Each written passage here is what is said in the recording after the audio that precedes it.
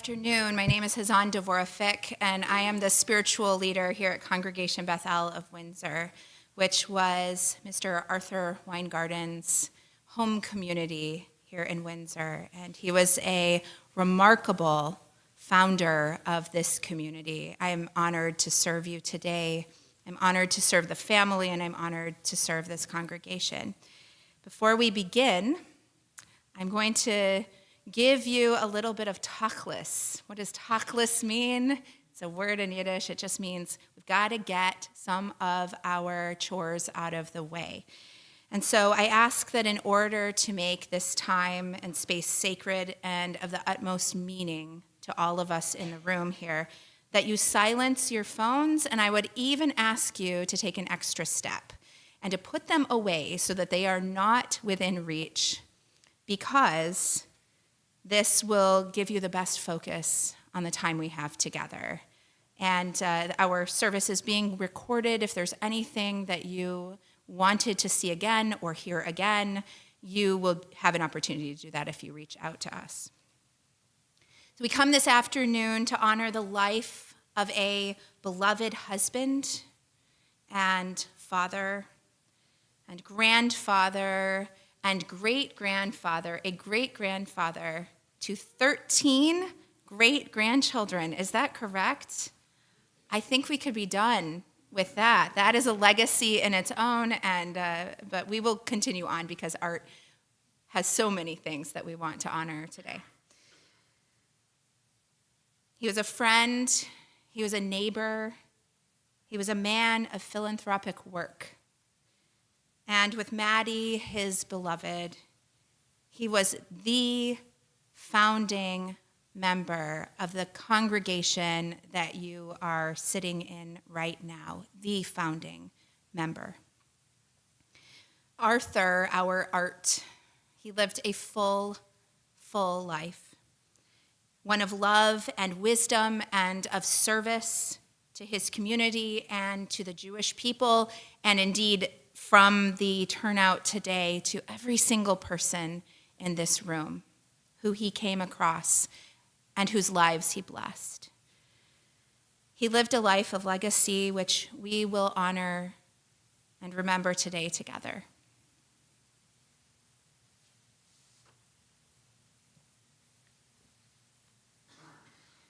In your pews, there are some blue books. Those are Sidurim. Those are prayer books. And if you'd like to follow along, I will tell you the page numbers we're on when we are on a certain page, and you can follow along silently.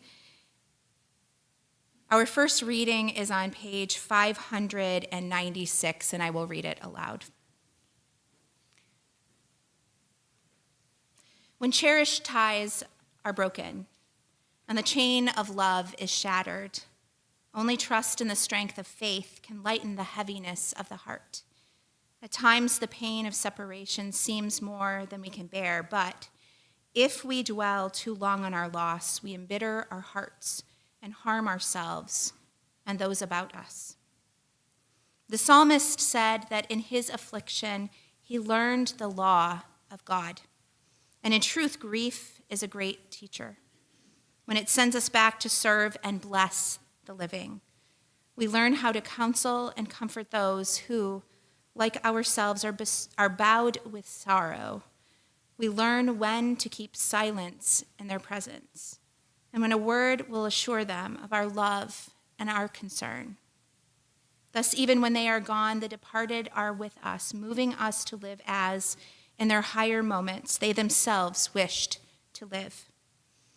We remember them now. We remember art now, as he lives in our hearts, and he is an abiding blessing to us. Psalm 23 is traditionally sung, and that is on page 576. Our cantorial soloist, Tracy Ayton, will be singing Psalm 23 for us.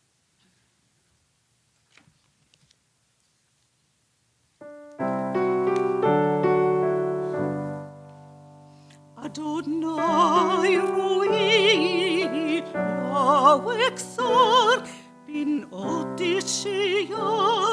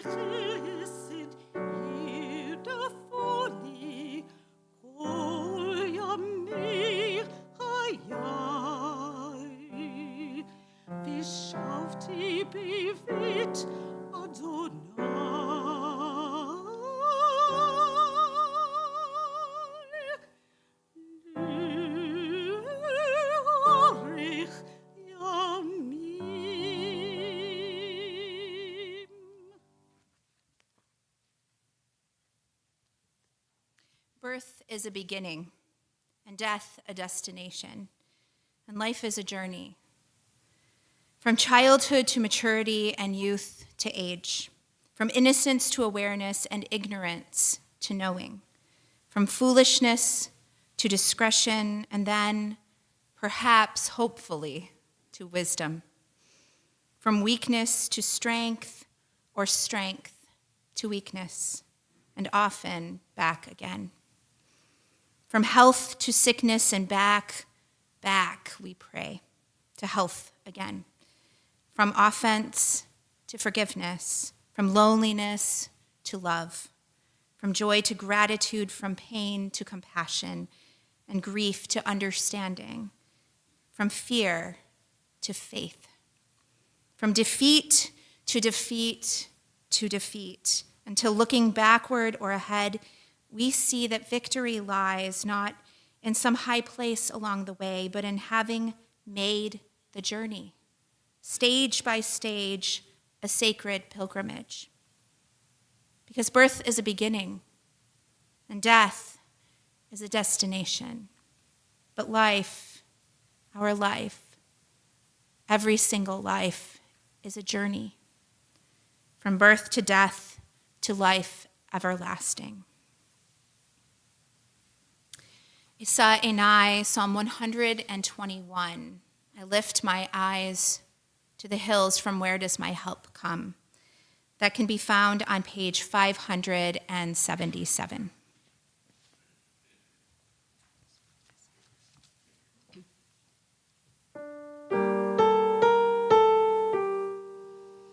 Isa Enai, Charim, Me'ayin Yavo Izri, Izri Me'im Adonai,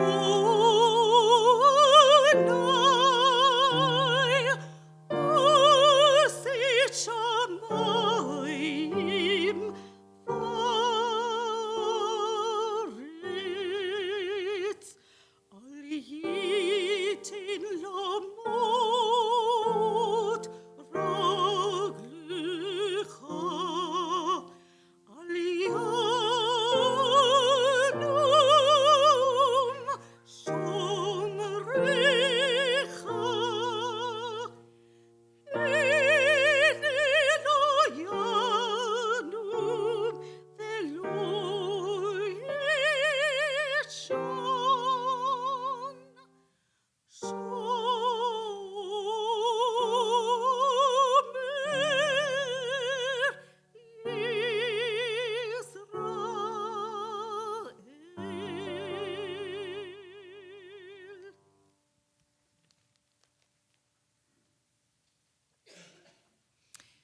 I invite you to join me in silent prayer so that the meditations of your hearts can fill your mind and so that we can have a moment of introspection before we hear words by the loved ones.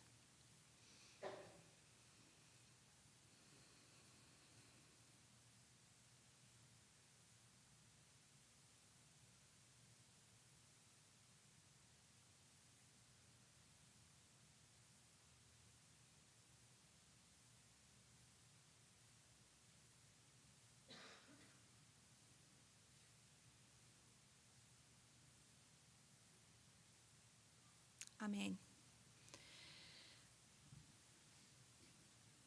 So this is the time when we can hear from Art's family, and I'm not sure who would like to go first. We have Pam and Howard who are wanting to speak. Pam, are you? Okay. Yes. All right. So my daughter-in-law Katie is here with me, just in case I need some help reading. And thank you to my siblings for letting me go first, because growing up as a W, I was always last in class, and I used to get so nervous, so I'm happy to go first. Arthur Weingarden was an extraordinary, fine man. He was kind, caring, curious, fun, had a sense of humor, smart, stubborn, was warm and loving, and made everyone feel comfortable when you were around him. He was born on September 3rd, 1933, and raised in Windsor, Ontario, as the eldest son of Mac and Dorothy Weingarden. He is survived by his loving brother Jerry and predeceased by his youngest brother Bob. They were typical boys. I remember my Nana Dorothy telling us how she didn't like cartons on the table, but she would look the other way and find the carton of milk that one of her sons had placed under the table, out of sight. Short, Howie, Janny, and I. He has left in his legacy 6 grandchildren and their spouses, David and Katie, Lauren and Emily, Brandon and Alana, Michelle and Seth, Sloan and Sean, Tara and Patrick, and 13 great-grandchildren. Art married Maddie Weingarden in 1934 so they could move to Toronto together so my dad could attend Osgoode Law School. My Nana Sonia would not allow her daughter Maddie to move to Toronto while Art attended law school if they were not married.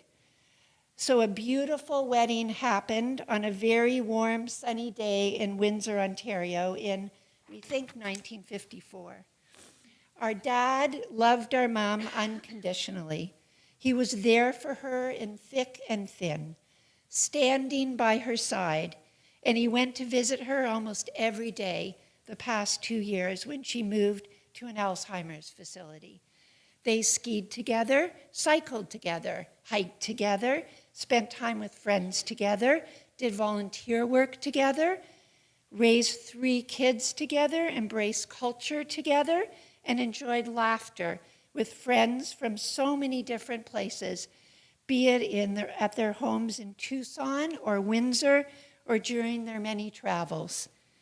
One of his important volunteer initiatives was co-founder with my mom of Temple Bethel congregation in Windsor. I can do this, Katie. After attending Holy Blossom Temple in Toronto while at law school, they were struck by the meaning they felt from being in a Reformed congregation, in true form of being part of a small community, which everyone from Windsor will understand. They said if they loved this, they will have to just go home and start it themselves. And Temple Bethel was born in our living room in 1959. Our Papa Mac, our dad's dad, donated the land, and the rest is history. Dad's leadership, now I'm going to cry again, at the symphony. Thank you to each of you for being here to honor our father. He was so honored when he heard that you were going to be here today. Took many forms throughout the years, as well as their work with the MS Society, being the top Canadian fundraiser for years. With all the volunteer work our dad did as we were kids, he always made sure that he was home for dinner, and then the volunteer meetings would happen after that. Our father loved the outdoors and spent as much time as possible on canoe trips with Howie and Uncle Bob and Carolyn and Aubrey and Merrick. He loved cycling, although my mom loved it more. But he would always accompany her in the annual MS bike ride with many generations of family and friends pedaling by their side, or with Emily being pulled by her Uncle Howie up many hills. Their training rides for the MS involved a routine of cycling up and down the only hill in Windsor. So if you're from Windsor, do you remember what that was? The overpass. We created great memories growing up, skiing with the Greens and Talon families, followed by annual ski trips with just his kids, Janny, Howie, and I. Into his late 80s, he even went to the Galapagos with Janny and his granddaughter Emily and didn't tell us when he swallowed the dirty water snorkeling. There was always an adventure with Dad, be it locking the keys in the car with it running in a remote area in Mexico, or having a ski fall while skiing visiting our cousin Rick. But he always found a way to solve a problem wherever he was. He was very supportive of our life choices. We were all raised not to put a profession first, but to get a great education and to always follow our hearts, to live our lives deep and broad, to be open to all kinds of people and opportunities and experiences. He adored each and every one of his grandchildren and great-grandchildren. His nickname with his great-grandchildren became not Papa Art, but Papa Heart, and that said it all. The first thing his great-grandchildren would do when entering the house, our house, was to run upstairs to his room to find him and to give him a great big hug. After welcoming Art into our home as his home over the last couple of years, Michael and I can't imagine moving forward without his presence in the house. Every day he required a meal that consisted of salad, then a main course, and veggie and starch, and then dessert and coffee in the evening. So Michael, please note that those days are over, so lower your expectations, please. I believe he excelled at everything that he did and rose to the role of leader wherever he was, be it spearheading an organization or being a mentor or mediator for many. Art was someone you could always count on. He was a person of the people and made everyone feel comfortable and at ease. He became a father, a grandfather, a great-grandfather, a confidant, a member, a friend, a mediator, and an advisor to so many. As a lawyer, at times he would get paid in nuts or peaches, depending on the season and depending on the client, whatever they could afford. That was our dad. We will all miss him deeply. His smile, his kindness, his generosity, his love of people, having dinner with him each night at our table, hanging with him and our friends who became his friends, and even spending lots of time with him in the emergency room at Sunnybrook. Dad, your memory will be a huge blessing, and we will do our best to emulate the extraordinary person that you were each day of our lives. We will always carry you with us. We would like to thank the Windsor Symphony for reaching out to honor our father with their beautiful and meaningful presence today. And we would like to thank Chazan Devora, Tracy, and Sarah, and the board of directors throughout the years for being such a strong, solid presence to move our beloved Temple Bethel forward.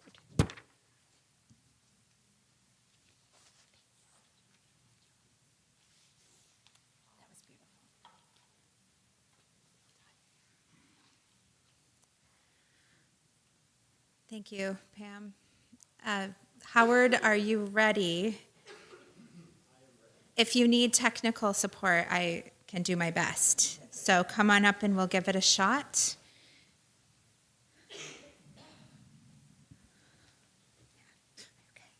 Okay. Why don't you stand here? There's some space. Oh no.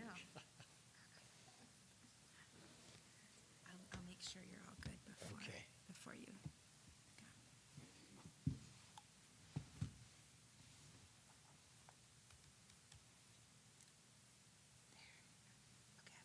All good.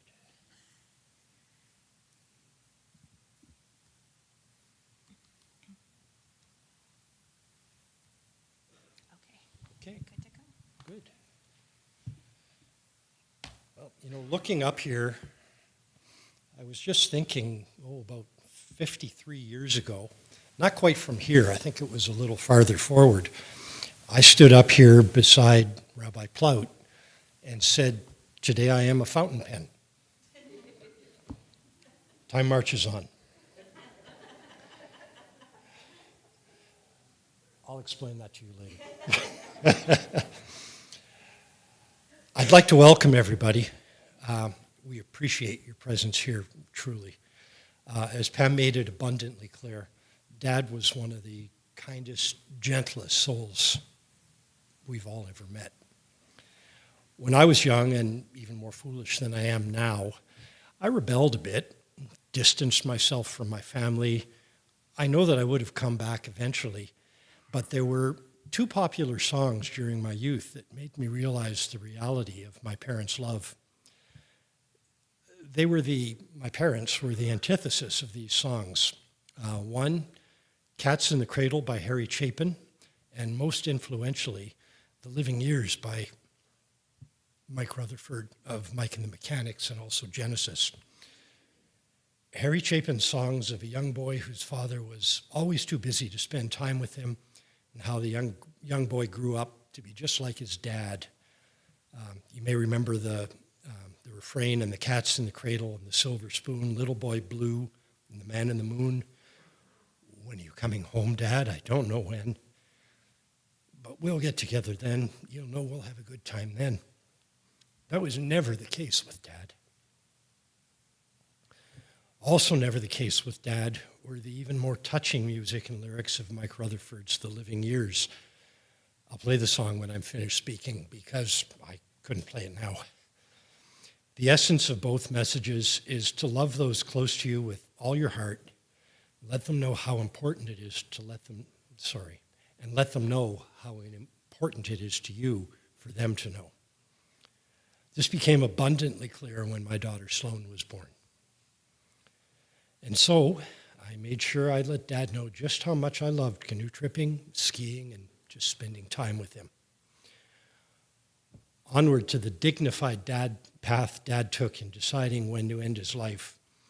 As his cardiac condition worsened, he had increasingly more problems just getting enough air to go through his normal routines.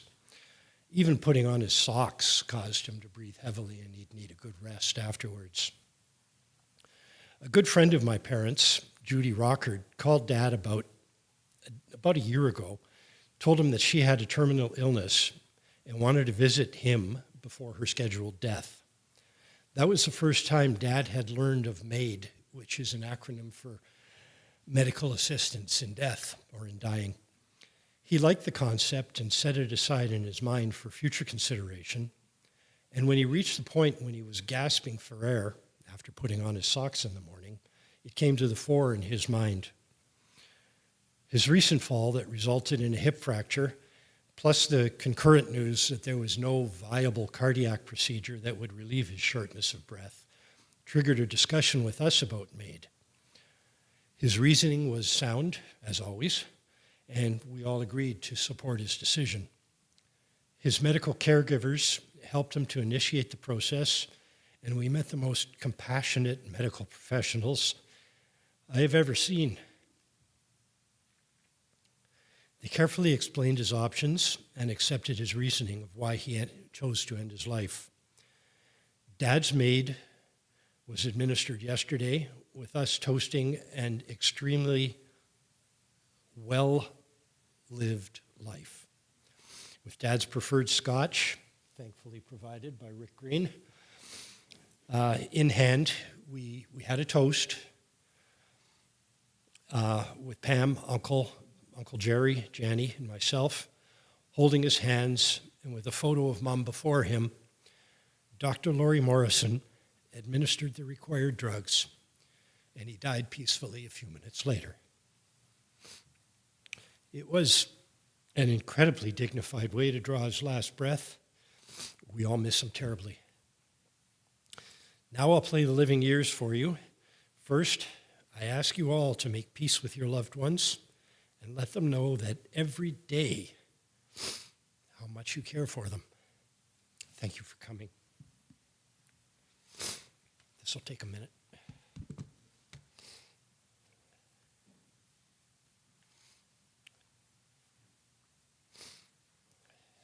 Just put the microphone there.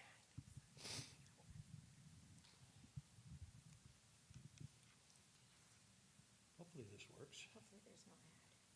No ads. No.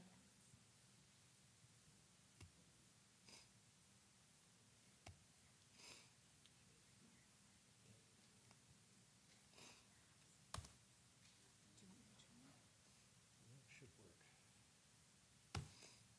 Why don't you close the service and then I'll get this working and we'll play it out. Oh, okay. All right. All right. I'll continue. Yes. Yeah, and you can get it. We could have it at the end. All right. Okay. Our plan has changed, and so Howard will try to get this toward the end of the service.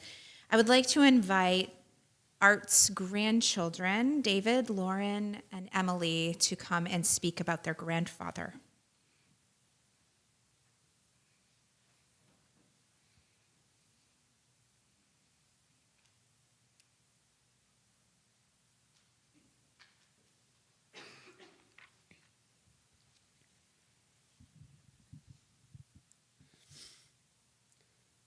For those of you who don't know me, I'm David. I was lucky to be Papa Art's grandson. If Papa Art were a pie cut into 6 slices, I'd describe him as follows. 1 slice kind, 1 slice humble, 1 slice patient, 1 slice considerate, 1 slice fair, and 1 slice curious. Papa Art finished every dinner and often his lunch with a small bit of something sweet. He would not discriminate much about what it was, just something was good enough for him, so long as it accompanied his cup of coffee. He often didn't say much, but was a master at being present and listening. He taught by doing and carried himself with a quiet confidence. From the lens of the grandkids, Papa Art and Nana Windsor had 2 places they called home, Windsor and Tucson, Arizona, both of which would be cleaned daily with everything only in its place. Despite the distance barrier, they seemingly were always around.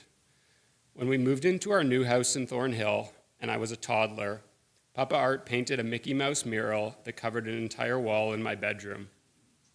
He was a lawyer, not an artist. He was also meticulous and a slow planner. He was willing to be the tortoise versus the hare and produce something fabulous for his grandchild using kindness and a lot of determination. My Nana Windsor likely gave him a hug and a kiss after, then reprimanded him for getting paint on his clothes. One of the high holidays was always spent here in wonderful Windsor. They would proudly host their family and friends for dinner, and we would attend services at this very temple, which they were so proud to be a part of helping to found. They would take us to Rosa's, the local pizza parlor, and we would get to go in the back and help them make pizzas. They seemingly were staples in their community, had friends everywhere, and were rightly proud of this. Almost every Christmas time was spent in Tucson.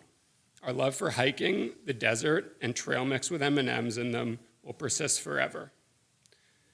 Papa Art would take me to play golf every other day in Arizona. To have had these hundreds of hours with him over the years is special. His patience, kindness, and consideration showed up whenever a ball went into the desert.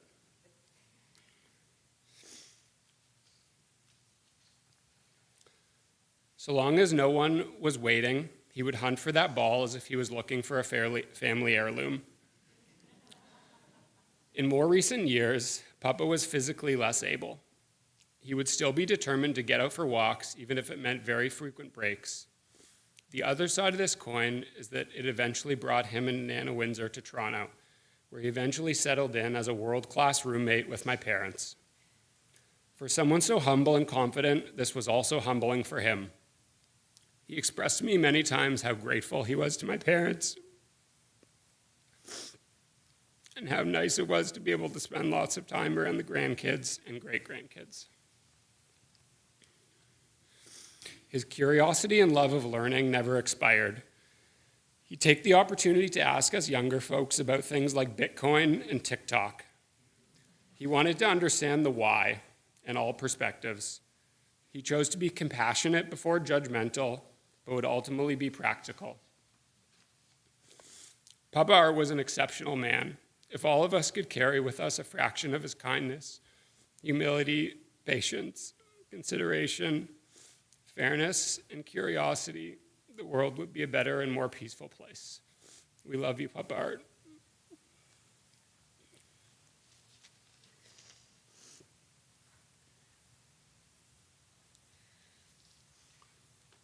I've never been good at short and sweet, but I'm going to make this very short and sweet.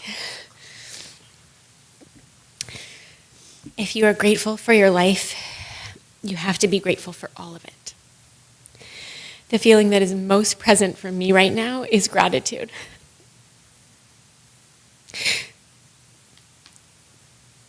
Grateful that I got to love him and his beautiful heart for so many years. Grateful for the pain that I have to feel knowing that I won't get to see his smile again. Grateful to have shared Jack's heart with his. And grateful that he will forever remain in all of ours. For when there is love in your heart, you are connected to everyone you love. And I truly believe that. I believe that both Bob and Emily have and will touch on everything that made me and probably everybody in this room feel grateful for him and his presence, his kindness, his compassion, his patience. I will never go on a hike or be in nature and not think of him.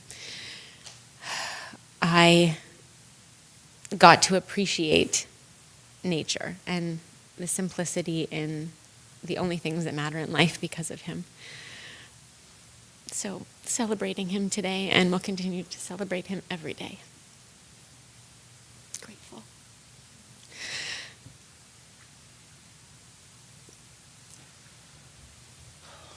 Okay.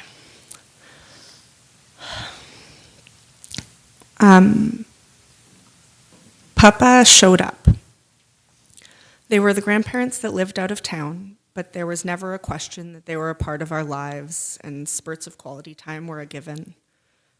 So for my bat mitzvah, Nana and Papa took me on a road trip through the Maritimes. Who in their right mind would decide to spend 10 plus days with a 13-year-old in a car is beyond me. But he meticulously charted our route and booked motels by phone. We listened to a murder mystery on CD that he'd borrowed from the library. I navigated, and as is his way, he never complained when I took us down a dirt road to nowhere or gave him 10-second warnings to cross 5 lanes of highway traffic. We hiked and heard music and ate fudge and lobster and chowder. He said we found the kosher lobsters. There are foods that will always bring me, and I'm sure all of us, to Papa. Scrupulously chopped crab salad, blueberry oatmeal, or toast with peanut butter and berries laid out in a perfect grid, with peanut butter right to the edges. Most of these foods eaten in Arizona, peanut butter and honey sandwiches packed for hikes, reminding us of the names of the same 5 plants on every hike. We'll always feel Papa in Arizona. He was really open and adventurous in his own way. So as my mom shared, when at 83 he learned I would be traveling in South America, he asked me if I would please meet him in the Galapagos, as though that was going to be a tough decision. Nana hated animals and would never go, and he'd always wanted to. So Janny thankfully found her way into the plan, and the 3 of us met in Guayaquil, Ecuador, where he let me drag him around the city, and he risked no frills empanadas shops for me, which I really appreciated. And when we got to the boat we'd be staying on, I asked where the defibrillator was so I would know in case Papa needed it, and they said there was not one.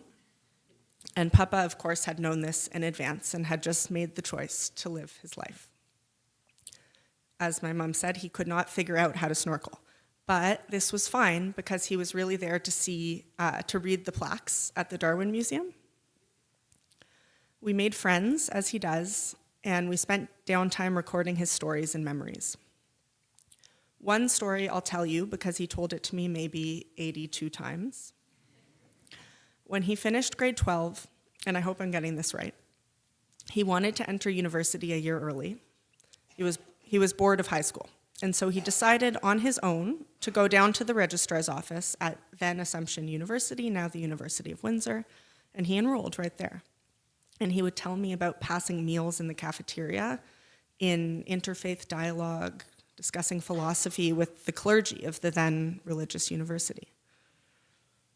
He was a person who valued tolerance and compromise, which meant sometimes that we would vehemently disagree, and which I think he enjoyed. And it also meant that he would be curious and accepting when I came out. I had my mom do it, and reportedly, though Pam's recounting of events are often slightly off of reality, my Nana was very worried about what this meant, to which Papa purportedly said, "Nothing has changed." And though we didn't always agree, he really listened and wanted to understand me and to understand my worldview. So before I wrap up, I'm going to share an email that he sent me around that time that meant a lot to me. Hi, Em. Attached is an article I saw in the March 27th edition of Time magazine while I was waiting in a doctor's office with Nana, which I now realize he stole from the doctor's office. It says in 5 pages what you succinctly outlined to me a few weeks ago, and I thought you might find it interesting. Obviously, some people find it necessary to define themselves.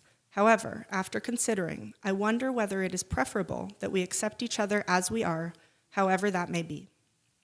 Guess I am too avant-garde. Why should definitions matter? Just take the questions off the documents. Love you, avant-garde Papa. I feel lucky to have had a Papa who could approach me with such genuine curiosity and patience and love and gentle encouragement, who accepted us as we were and who valued connection over division. I have his favorite Algonquin canoe trip route down, dictated by memory in the hospital last week, and I'll be seeing him there and in Tucson and on the couch with the little ones at Shabbat. Love you, Papa.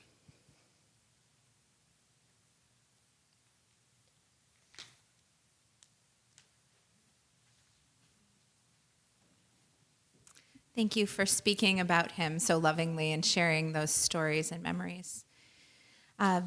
We are blessed here at Congregation Beth El to have an emeritus, and it's Rabbi Jeffrey Ablisser who joins us and joins me on the bima this afternoon, And I will invite him up to the bima to say some words about his memories serving in the congregation during 25 years with Art and Maddie and their legacy here.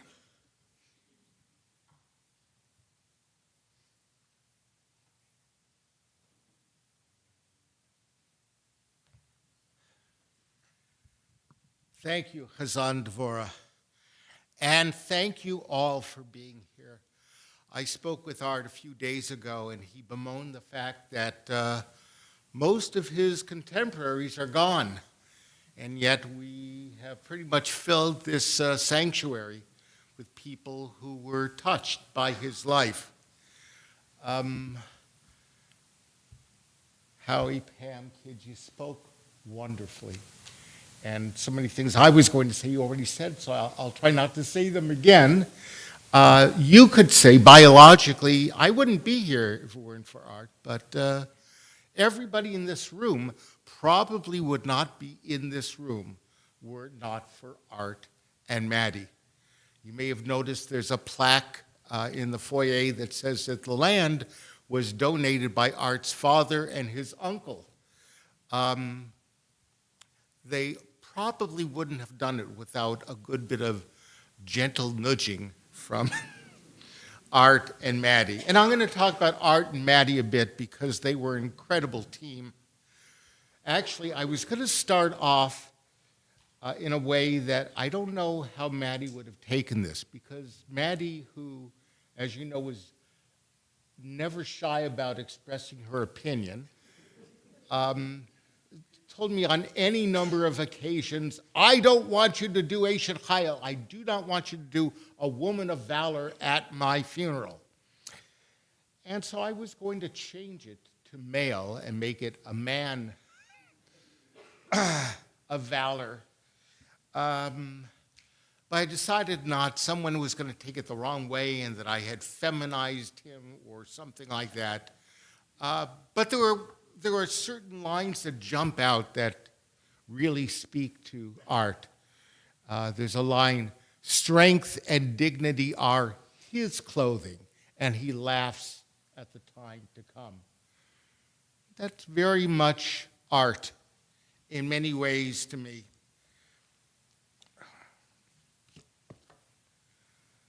I have to take these off so I can read what I wrote. Okay. As you may well know, the Weingardens and I think the Moretsky's were two of the oldest Jewish families to move to Windsor, or to the border cities as they were known as at that time. There were a number, I think, of intermarriages between the Moretsky's and the Weingardens. And as Pam said, when Maddie and Art experienced Reform Judaism for the first time in Toronto, they decided it was right for them. So they came back here, and there was not a Reform alternative. I know that for a good long while, they would schlep up Woodward to Temple Beth El on Woodward, not the Bonsteel, but the one that's even farther up. And they got it into their heads that they were going to bring a Reform presence here to Windsor. They secured the services of the assistant rabbi at Temple Beth El in Detroit, Rabbi Sherwin Wein, and he became the first full-time rabbi of this congregation. Art, and if you look at the pictures of the presidents on the back, in the back hallway, you'll see that Art was the first and the sixth president of the congregation. And that was wonderful, and that was useful. One of the reasons I wanted to go with Eshet Chayil, a woman of valor, is because Art was a particular kind of leader. When we think of some leaders are like a bull in a china shop, some leaders are just bull. Art was not that at all. Art, as you know, was, first of all, he and Maddie had a vision for creating Reform Judaism here on the other side of the border from Temple Beth El. But he was also supremely a person who had the quality of being a non-anxious presence. It's a wonderful expression, a non-anxious presence. Art was always there, always smiling with his mouth, with his eyes in particular. And you knew that whatever your problem was going to be, whether it was a temple problem, whether it was a problem that you came to him as because he was your lawyer, you knew you were in good hands. And this congregation has been in good hands with Arthur's leadership from the very beginning. He was the supervisor of the endowment fund for maybe its entire existence. Certainly for the 25 years that I was here, he was the head of it. And the word president in Hebrew is in Hebrew the word nasi. That's the modern word, nasi. In the Bible, they didn't have presidents. A nasi was a prince. And there's a part of me that thinks of Art as being kind of princely. Maybe that's a little too much. But he was certainly a gentleman and a gentle man. And those were two qualities which were essential for allowing this small fledgling congregation to grow and blossom. And he and Maddie were here from the very beginning. The word nasi comes from the Hebrew word which means to lift. And I tried to figure out what's the connection between the two. One answer is that in the good old days, princes were carried among the people on one of those thrones that were held on 4 shoulders of people. So they were lifted up and carried to their place by the city gate. And you can even see archaeological ruins where there are notches in some stones where that, I guess it's called a palanquin, where the palanquin was put into the stones. But in another sense, a true leader has to carry us. And Arthur did that magnificently through his entire life. Once again, when they founded this congregation, Art and Maddie were in their 20s. They weren't even 30 years old. And they pulled things together to make this a reality. When I think of Art, he was still carrying things. In my mind's eye, I never went canoeing with him, but in my mind's eye, I see this 70-year-old, 80-year-old man in Algonquin Park portaging a canoe on his back. And somehow I knew that Art could do that. Amazing. When my wife had brain surgery in Toronto, 25, 30 years ago, Art came to visit us. I don't even know how he knew which hospital we were in, but he was there when Judy was in the operating room, just as one more sign that he cared. He made the extra effort to figure out where we were and to be there.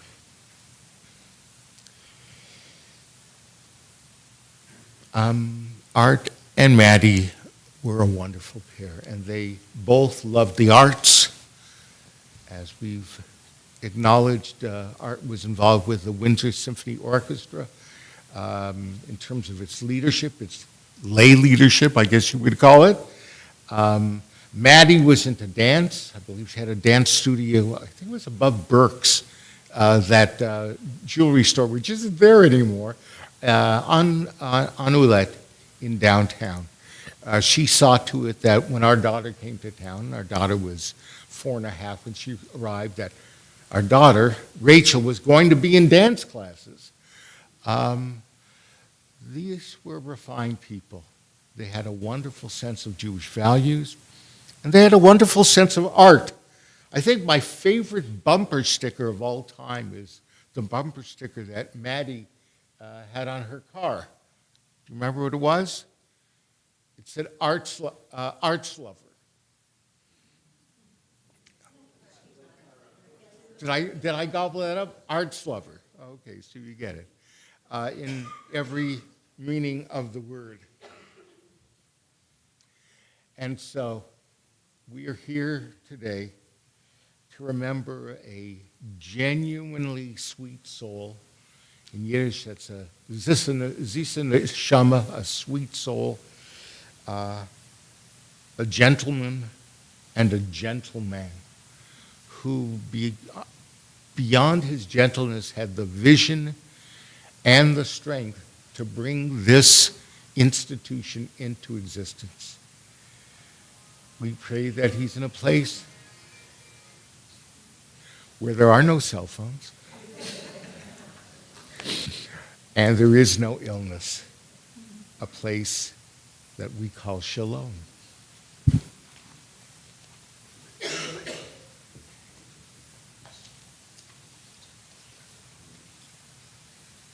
Thank you, Rabbi Ablisser. You know, when I'm faced with this funeral, with eulogizing someone like Art Weingarden, there's so many things I could say, and then there's a feeling of a loss of words, because such a man epitomizes so many things, and is someone who has so much weight in everything that has gone on here. The one thing I want to say about art, because I think we can summarize it all here, is that art lived a life that was well lived. If there's one thing that we can take from his life, is that he was a successful man. But when we define what success is, what does that mean? Was success that he acquired worldly possessions? He had a lovely home. Was success that he was accomplished and educated? He was those things. He was refined, he was cultured. But I don't think that any of us will walk out of here thinking about art having a life well lived because of those things. The truth is that the ultimate success in life, a life well lived, is determined by how we treated others. And if we look around, and I actually want you to look around right now at those around you, every single one of us is here today. Not because we thought he was a really smart, clever guy, but because of how he made us feel. The impact he had on who we are, the legacy of the words and the thoughts and the emotions that he gave us, the confidence he gave each of us, not in him, but in ourselves. So we have today the opportunity to learn something from this man. We have the opportunity to learn to live our lives in the way that art lived, the way he showed us how to live.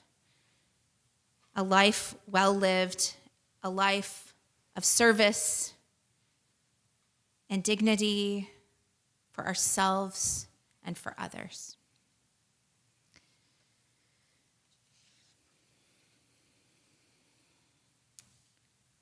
So we will have a moment of reflection as we continue into the liturgy, the closing liturgy of our service, and then we will move to the graveside portion, and we will perform the mitzvah of burying this man who we honor and love. It is the last sign of love that we can give to him.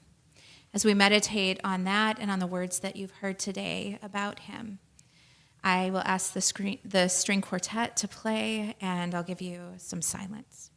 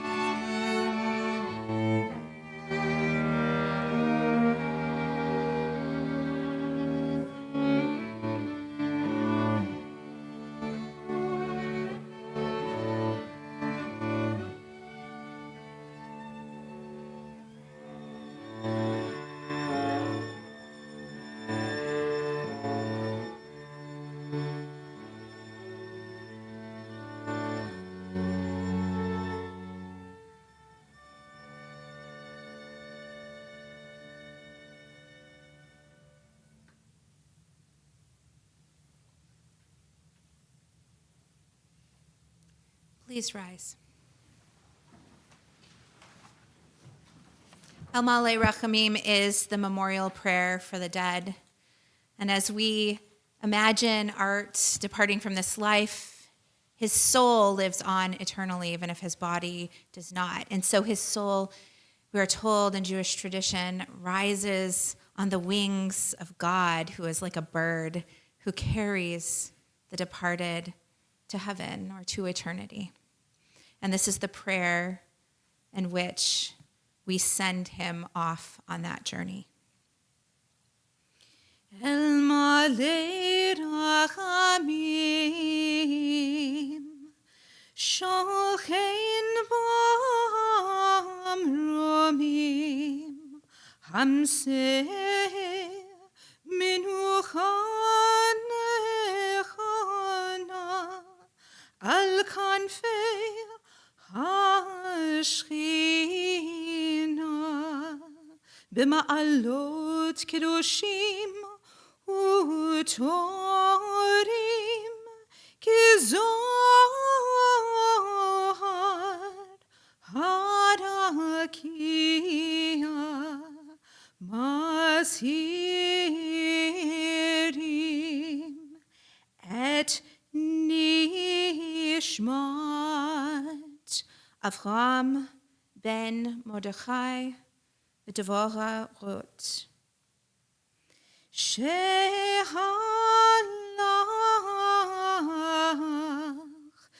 le'olamo ba'avur she'anachnu mitpalelim be'at azkarat nishmato began eden ti'et menuchato lachein bal harachamim yastirehu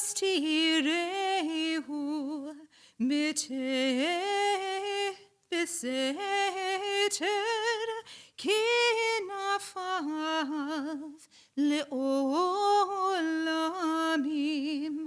v'yisror bisror hachayim et nishmato Adonai hu nachalato v'yanuach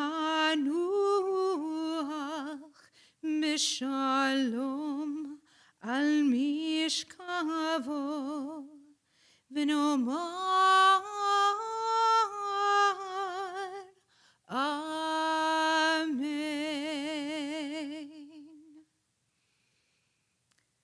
I will have you stay standing, and we will transition now to the second part of our service. And I ask you to join all of us at the graveside service. It's a very brief service, but that is where we perform our final gift to Art, to our beloved. And please stay until the family has left.